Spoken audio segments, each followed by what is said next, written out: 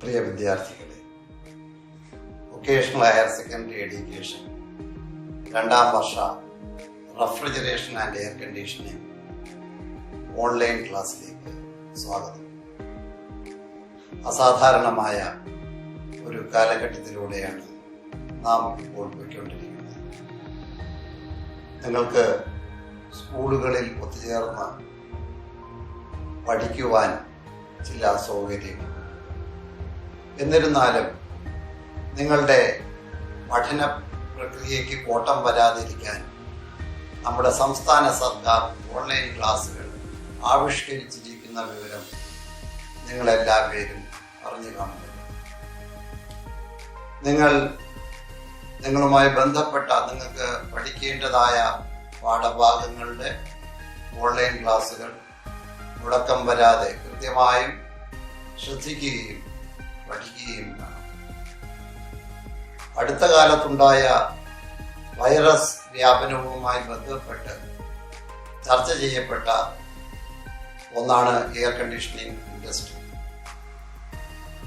ചൈനയിൽ ഒരു റെസ്റ്റോറൻറ്റിൽ രോഗം പടർന്ന രീതികളെ കുറിച്ചുള്ള റിപ്പോർട്ടും വിമാനയാത്രകളിൽ വൈറസ് വ്യാപനം നടക്കുന്നു എന്നുള്ള റിപ്പോർട്ടുകളുമാണ് എയർ കണ്ടീഷനിങ് ചർച്ചാ വിഷയമാക്കിയത്. എയർ കണ്ടീഷനിങ് സിസ്റ്റത്തിൽ ഉപയോഗിക്കുന്ന വെന്റിലേഷന്റെ പ്രാധാന്യമാണ് പ്രധാനമായും ചർച്ചാ വിഷയമായത്.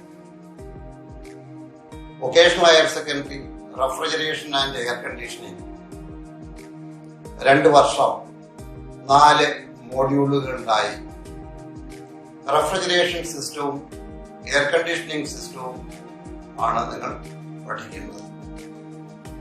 അതിൽ കഴിഞ്ഞ വർഷം നിങ്ങൾ വർക്ക്ഷോപ്പ് പ്രാക്ടീസുകളായ ഫിറ്റിംഗും ഷീറ്റ് മെറ്റൽ, വ്യത്യസ്ത തരം വെൽഡിംഗ് പ്രാക്ടീസുകൾ, വെൽഡിംഗ് മെഷീൻസ്, ഇലക്ട്രോണിക്സ് അതെല്ലാം പഠിച്ചു. അതേപോലെ റെഫ്രിജറൻസിന്റെ പ്രോപ്പർട്ടീസ്, ക്ലാസിഫിക്കേഷൻ അതെല്ലാം പഠിച്ചു. ബേസിക് റെഫ്രിജറേഷൻ സിസ്റ്റത്തിനെ കുറിച്ച് പഠിച്ചു. ബേസിക് റെഫ്രിജറേഷൻ സിസ്റ്റത്തിലെ പ്രധാന കമ്പോണൻസ്, വേപ്പർ കംപ്രഷൻ സിസ്റ്റത്തിലെ പ്രധാന കമ്പോണൻസ് ആയ compressor, condenser, expansion valve, evaporator, ഇതിന്റെ എല്ലാം ക്ലാസിഫിക്കേഷൻസ്, അതിന്റെ എല്ലാം പ്രവർത്തനം, ഓരോന്നും എവിടെ ഉപയോഗിക്കുന്നു, ഇതെല്ലാം വളരെ വിശദമായി കഴിഞ്ഞ വർഷം പഠിച്ചു കഴിഞ്ഞു. കൂളിംഗ് ടവേഴ്സിനെ കുറിച്ച് പഠിച്ചു, പൈപ്പിംഗ് എക്സസറീസ്. ഇനി ഈ വർഷം നിങ്ങൾക്ക് പ്രധാനമായും പഠിക്കേണ്ടത് എയർ കണ്ടീഷനിങ്. വിൻഡോ എയർ കണ്ടീഷണറും വ്യത്യസ്ത തരം സ്പ്ലിറ്റ് എയർ കണ്ടീഷനേഴ്സും അവയുടെ ഇൻസ്റ്റലേഷനും ട്രബിൾ ഷൂട്ടിങ്ങും ഒക്കെയാണ് 2ാം വർഷം പ്രധാനമായും പഠിക്കുന്നത്. അതോടൊപ്പം railway air conditioning, automobile air conditioning, hospital air conditioning ഇതെല്ലാം പഠിക്കും. നിങ്ങളുടെ 2ാം വർഷത്തെ ആദ്യ ചാപ്റ്റർ എഞ്ചിനീയറിംഗ് ഗ്രാഫിക്സ് ആണ്. എഞ്ചിനീയറിംഗ് ഡ്രോയിങ്, അതിനെക്കുറിച്ച് വളരെ ബേസിക് ആയിട്ടുള്ള കുറെ കാര്യങ്ങൾ നമുക്ക് പഠിക്കാനുണ്ട്.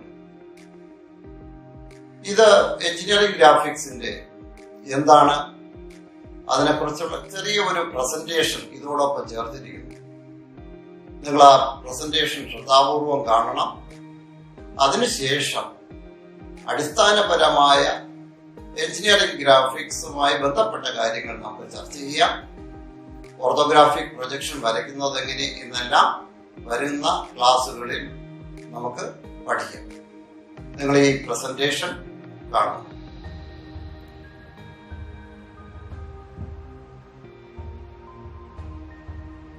എഞ്ചിനീയറിംഗ് ഗ്രാഫിക്സ് എന്താണെന്ന് അതിൻ്റെ ഇൻട്രൊഡക്ഷൻ നമ്മൾ കഴിഞ്ഞ വർഷം പഠിച്ചു. എന്താണ് പഠിച്ചത്? എഞ്ചിനീയറിംഗ് ഗ്രാഫിക്സ് എന്ന് പറഞ്ഞാൽ എഞ്ചിനീയറിംഗ് ഡ്രോയിങ് വരയ്ക്കാൻ ക്രിയേറ്റ് ചെയ്യാൻ സഹായിക്കുന്ന ഒരു സെറ്റ് ഓഫ് റൂൾസും ഗൈഡ് ലൈൻസും. Set of rules and guidelines that help you create an engineering drawing. അതാണ് എഞ്ചിനീയറിംഗ് ഗ്രാഫിക്സ്. എഞ്ചിനീയറിംഗ് ഡ്രോയിങ് എന്ന് പറഞ്ഞാൽ drawing that communicates an idea or design. നമ്മൾ വിവിധ തരം ഭാഷകൾ ഉപയോഗിക്കുന്നുണ്ട്. ഇംഗ്ലീഷായാലും Malayalam, Hindi, French, different languages. എന്തിനാണ് ഈ ലാംഗ്വേജസ് ഉപയോഗിക്കുന്നത്? ലാംഗ്വേജസ് വ്യക്തികൾ തമ്മിൽ കമ്മ്യൂണിക്കേറ്റ് ചെയ്യാൻ ഉപയോഗിക്കുന്നു, ആശയവിനിമയം നടത്താൻ ഉപയോഗിക്കുന്ന ഒരു മാർഗമാണ് ഭാഷ. അതേപോലെ എഞ്ചിനീയേഴ്സും ഡിസൈനേഴ്സ്, ടെക്നീഷ്യൻസ്, ഫാബ്രിക്കേറ്റേഴ്സ്, ആ ഫീൽഡിൽ ബന്ധപ്പെട്ട ആൾക്കാർ അങ്ങോട്ടും ഇങ്ങോട്ടും ഒരു പ്രോജക്റ്റ് കമ്മ്യൂണിക്കേറ്റ് ചെയ്യാൻ വേണ്ടി ഉപയോഗിക്കുന്ന മാർഗമാണ് എഞ്ചിനീയറിംഗ് ഡ്രോയിങ്. ഈ എഞ്ചിനീയറിംഗ് ഡ്രോയിങ്ങിൽ പ്രധാനമായിട്ട് ഉപയോഗിക്കുന്ന ഉപകരണങ്ങൾ എന്തൊക്കെയാണ് ഡ്രോയിങ് ഇൻസ്ട്രുമെന്റ്സ്? ഏറ്റവും പ്രധാനം ഡ്രോയിങ് ഷീറ്റാണ്. ഡ്രോയിങ് ഷീറ്റിലാണ് നമ്മൾ ഡ്രോ ചെയ്യുന്നത്, വരയ്ക്കുന്നത്. ഡ്രോയിങ് ഷീറ്റ്, അത് കഴിഞ്ഞ് drawing board, mini drafter, T square, compass, divider, set squares, clinograph, protractor, French curves, templates, pencils, eraser. ഇതെല്ലാം നമ്മൾ കഴിഞ്ഞ വർഷം ഏതൊക്കെയാണ് എഞ്ചിനീയറിംഗ് ഇൻസ്ട്രുമെന്റ്സ് എന്തൊക്കെയാണ് അതൊക്കെ നമ്മൾ മനസ്സിലാക്കി. അടുത്തത് എഞ്ചിനീയറിംഗ് ഡ്രോയിങ്ങിൻ്റെ എക്സാമ്പിൾസ് എന്തൊക്കെയാണ്? നിങ്ങൾക്കറിയാം, എഞ്ചിനീയറിംഗ് വിവിധ മേഖലകളുണ്ട്. മെക്കാനിക്കൽ എഞ്ചിനീയറിംഗ് ഉണ്ട്, ഇലക്ട്രിക്കൽ എഞ്ചിനീയറിംഗ് ഉണ്ട്, സിവിൽ എഞ്ചിനീയറിംഗ് ഉണ്ട്, ഇലക്ട്രോണിക്സ് എഞ്ചിനീയറിംഗ് ഉണ്ട്, കമ്പ്യൂട്ടർ സയൻസ് ഉണ്ട്. ഇങ്ങനെ വിവിധ തരം എഞ്ചിനീയറിംഗ് മേഖലകളുണ്ട്. ഈ എഞ്ചിനീയറിംഗ് മേഖലകളിലെല്ലാം എഞ്ചിനീയറിംഗ് ഡ്രോയിങ്സ് ഉപയോഗിക്കുന്നുണ്ട്. മെക്കാനിക്കൽ എഞ്ചിനീയേഴ്സ് ഒരു മെഷീൻ പാർട്ടിൻ്റെ ഡ്രോയിങ്, അതിൻ്റെ ഡീറ്റെയിലിംഗ്, അതിനെല്ലാം എഞ്ചിനീയറിംഗ് ഡ്രോയിങ് ഉപയോഗിക്കും. Detail drawing of a part that needs to be machined. അപ്പോൾ ഡിസൈനർ എഞ്ചിനീയറിംഗ് ഡ്രോയിങ്ങിൽ കൂടെയാണത് വർക്ക്ഷോപ്പിലേക്ക് ഫിറ്റർക്ക് കമ്മ്യൂണിക്കേറ്റ് ചെയ്യണം. ആ ഡ്രോയിങ് കാണുമ്പോൾ ഈ ലെയ്ത്ത് ഓപ്പറേറ്റർ അല്ലെങ്കിൽ അതുപോലെ വർക്ക്ഷോപ്പിലുള്ള മറ്റു ഓപ്പറേറ്റ് ചെയ്യുന്ന ആൾക്കാർക്ക് മനസ്സിലാവും എന്താണ് ഈ ഡിസൈനർ ഉദ്ദേശിച്ചതെന്ന്. അതേപോലെ ഇലക്ട്രിക്കൽ എഞ്ചിനീയേഴ്സ് ഒരു സർക്യൂട്ടിൻ്റെ സ്കിമാറ്റിക് ഡ്രോയിങ്, സർക്യൂട്ട് ബോർഡിൻ്റെ ലേഔട്ട്, ഇതെല്ലാം ഇലക്ട്രിക്കൽ എഞ്ചിനീയേഴ്സ് ഉപയോഗിക്കും. സിവിൽ എഞ്ചിനീയേഴ്സ് നിങ്ങൾക്കെല്ലാം വളരെ സുപരിചിതമാണ്. അവരുപയോഗിക്കുന്ന മേഖല വീടിൻ്റെയൊക്കെ പ്ലാൻ വരയ്ക്കാൻ, plan, elevation, side view, section, ഇതെല്ലാം എഞ്ചിനീയറിംഗ് ഡ്രോയിങ്ങിൽ വരുന്നതാണ്. അതുപോലെ ബ്രിഡ്ജസിൻ്റെത്, റോഡിൻ്റെ ലേഔട്ട്. അപ്പം ഇങ്ങനെ എല്ലാ എഞ്ചിനീയറിംഗ് മേഖലകളിലും ഉപയോഗിക്കുന്ന ഒന്നാണ് എഞ്ചിനീയറിംഗ് ഡ്രോയിങ്. എഞ്ചിനീയറിംഗ് ഡ്രോയിങ്ങിൽ പ്രധാനപ്പെട്ട ഒരു കാര്യമാണ് സ്കെയിൽസ് എന്ന് പറയുന്നത്. എന്താണ് ഈ സ്കെയിൽസ്? ഉദാഹരണത്തിന് നമ്മൾ വീടിൻ്റെ പ്ലാൻ വരയ്ക്കണം. പ്ലാൻ വരയ്ക്കുക എന്ന് പറഞ്ഞാൽ അതിൻ്റെ പടമല്ല, ആ സ്കെച്ച്, പ്ലാൻ അല്ലെങ്കിൽ എലിവേഷൻ, ഇതിനെല്ലാം ഡയമെൻഷൻസ് ഉണ്ട്. ഡയമെൻഷൻസ് കാണിക്കണം. ഉദാഹരണത്തിന് ഒരു വീടിൻ്റെ വിഡ്ത്ത് 10 മീറ്ററാണെന്ന് ഇരിക്കട്ടെ. ഈ 10 മീറ്റർ നീളത്തിനെ നമ്മൾ റെപ്രസെൻ്റ് ചെയ്ത് ഡ്രോയിങ് ഷീറ്റിലേക്ക് വരയ്ക്കുമ്പോൾ ഒരു പക്ഷേ 10 സെൻറ്റിമീറ്ററാക്കി വരയ്ക്കേണ്ടി വരും. കാര്യം ഡ്രോയിങ് ഷീറ്റ് ചെറുതാണ്.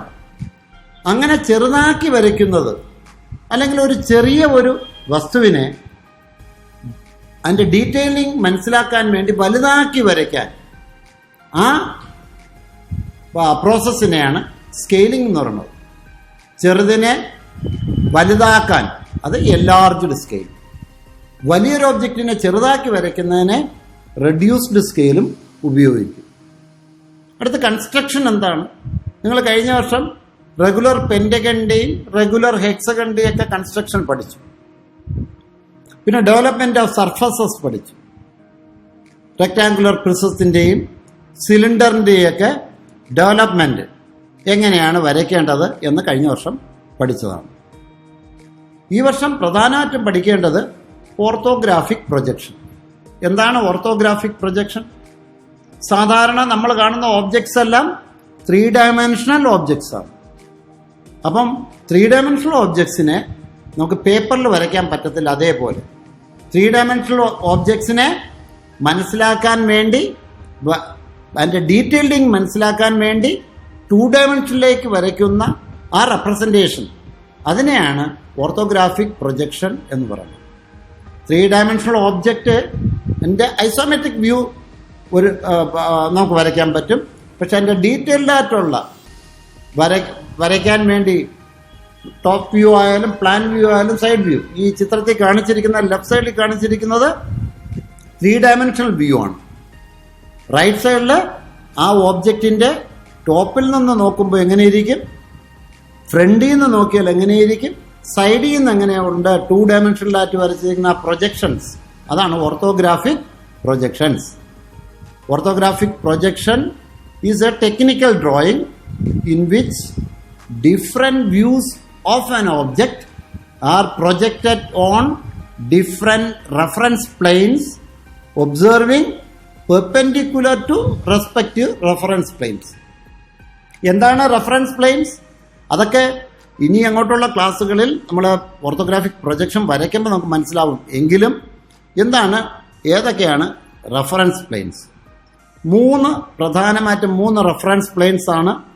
അതിൽ ഒന്ന് ഹൊറിസോണ്ടൽ പ്ലെയിൻ, മറ്റത് വെർട്ടിക്കൽ പ്ലെയിൻ, പിന്നെ ഒന്നത് profile plane. HP, VP, PP, അങ്ങനെ 3 വ്യത്യസ്ത തരം പ്രധാനപ്പെട്ട റെഫറൻസ് പ്ലെയിൻസ് ഉണ്ട്. ഈ 3 റെഫറൻസ് പ്ലെയിൻസിലേക്കും ഈ ഓബ്ജക്റ്റിനെ പ്രൊജക്റ്റ് ചെയ്യുമ്പോൾ നമുക്ക് കിട്ടുന്നതാണ് front view, top view, side view. Vertical പ്ലെയിനിലേക്ക് പ്രൊജക്റ്റ് ചെയ്യുമ്പോൾ ഫ്രണ്ട് വ്യൂ, ഹൊറിസോണ്ടൽ പ്ലെയിനിലേക്ക് പ്രൊജക്റ്റ് ചെയ്താൽ ടോപ്പ് വ്യൂ. അതിനെ നമ്മൾ പ്ലാൻ എന്നും പറയും. ഫ്രണ്ട് വ്യൂവിനെ എലിവേഷൻ എന്നും വിളിക്കാം, ഫ്രണ്ട് എലിവേഷൻ. പിന്നെ side view projected on profile plane. ഇങ്ങനെ 3 വ്യൂസ്, പ്രധാനപ്പെട്ട 3 വ്യൂസ് ഇതിൽ ചിത്രത്തിൽ കാണിച്ചിട്ടുണ്ട്. ലെഫ്റ്റ് സൈഡിലുള്ള ഓബ്ജക്റ്റിനെ ഫ്രണ്ടിൽ നിന്ന് നോക്കുമ്പോൾ റൈറ്റ് സൈഡിൽ വരുന്ന ആ ഫ്രണ്ട് വ്യൂ, പിന്നെ റൈറ്റ് സൈഡിൽ നിന്ന് കാണുമ്പോൾ ഉള്ള ആ റൈറ്റ് സൈഡിൻ്റെ വ്യൂ, റൈറ്റ് സൈഡ് വ്യൂ, പിന്നെ ടോപ്പിൽ നിന്ന് നോക്കുമ്പോൾ ഉള്ള ടോപ്പ് വ്യൂ. ഇതാണ് ഓർത്തോഗ്രാഫിക് പ്രൊജക്ഷൻ. ഏതൊക്കെ പ്രധാനപ്പെട്ട 3 വ്യൂസാണ് നമ്മൾ പഠിച്ചത്. പക്ഷെ ഒരു ഒബ്ജക്റ്റിന് പ്രിൻസിപ്പൽ വ്യൂസ് 6 എണ്ണം. The 6 principal views are created by looking at the object straight on in the directions indicated. നമ്മളൊരു 3 ഡയമെൻഷണൽ ഫിഗറാണ് ഈ കാണുന്നത്.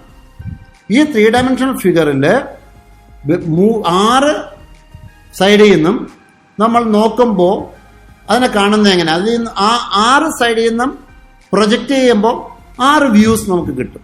6 സൈഡിൽ നിന്നും കാണുന്നതിനെ എങ്ങനെയാണ്? ടോപ്പിൽ നിന്ന് കാണുന്നത് ടോപ്പ് വ്യൂ, താഴെ ബോട്ടം വ്യൂ, പിന്നെ റൈറ്റ് സൈഡിൽ നിന്ന് ആ ഓബ്ജക്റ്റിനെ നോക്കുമ്പോൾ കാണുന്നത് റൈറ്റ് സൈഡ് വ്യൂ, ലെഫ്റ്റ് സൈഡിൽ നിന്ന് നോക്കുമ്പോൾ കാണുന്നത് ലെഫ്റ്റ് സൈഡ് വ്യൂ. പിന്നെ ആ ഓബ്ജക്റ്റിനെ ഫ്രണ്ടിൽ നിന്ന് നോക്കുമ്പോൾ എങ്ങനെ കാണുന്നു? അതാണ് ഫ്രണ്ട് വ്യൂ. നേരെ ഓപ്പോസിറ്റ് സൈഡിൽ റിയർ വ്യൂ. ഇങ്ങനെ 6 പ്രിൻസിപ്പൽ വ്യൂസ് ഉണ്ട്. 6 വ്യൂസ് ഒരു ഒബ്ജക്റ്റിനുണ്ടെങ്കിലും പ്രധാനമായിട്ടും കമ്മ്യൂണിക്കേറ്റ് ചെയ്യാൻ ഓർത്തോഗ്രാഫിക് പ്രൊജക്ഷനിൽ നമുക്ക് 3 വ്യൂസിൻ്റെ ആവശ്യമുള്ളൂ. നേരത്തെ നമ്മൾ പഠിച്ച ഏതൊക്കെ? ടോപ്പ് വ്യൂ, ഫ്രണ്ട് വ്യൂ, പിന്നെ right side view, side view. അല്ല, ടോപ്പ് വ്യൂവിനെ പ്ലാൻ എന്ന് വിളിക്കാം, ഫ്രണ്ട് വ്യൂവിനെ ഫ്രണ്ട് എലിവേഷൻ എന്നും, റൈറ്റ് സൈഡിൽ കൂടെ ഉള്ളതിനെ റൈറ്റ് സൈഡ് എലിവേഷൻ എന്നും വിളിക്കാം. അപ്പോൾ ഇതിൽ ഡയമെൻഷൻസ് എല്ലാം കാണും.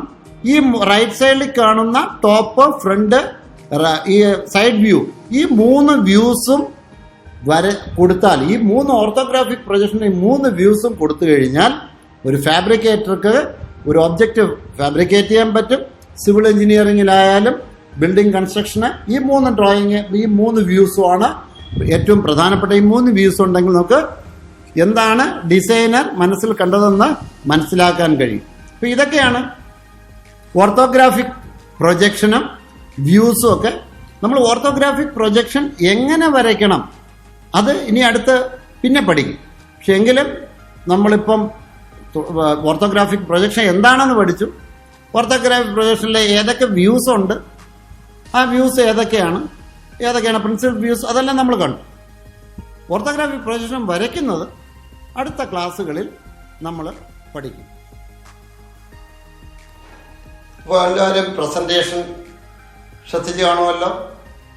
നമ്മൾ എന്തൊക്കെയാണ് ഈ ക്ലാസ്സിൽ ചർച്ച ചെയ്തത്, കഴിഞ്ഞ വർഷം എന്തൊക്കെ പഠിച്ചു, ഈ വർഷം എന്തൊക്കെയാണ് പഠിക്കാനുള്ളത്, എഞ്ചിനീയറിംഗ് ഗ്രാഫിക്സ് എന്താണ്, എഞ്ചിനീയറിംഗ് ഡ്രോയിങ് എന്താണ്, എഞ്ചിനീയറിംഗ് ഡ്രോയിങ്ങുമായി ബന്ധപ്പെട്ട് സ്കെയിൽസ് എന്താണ്,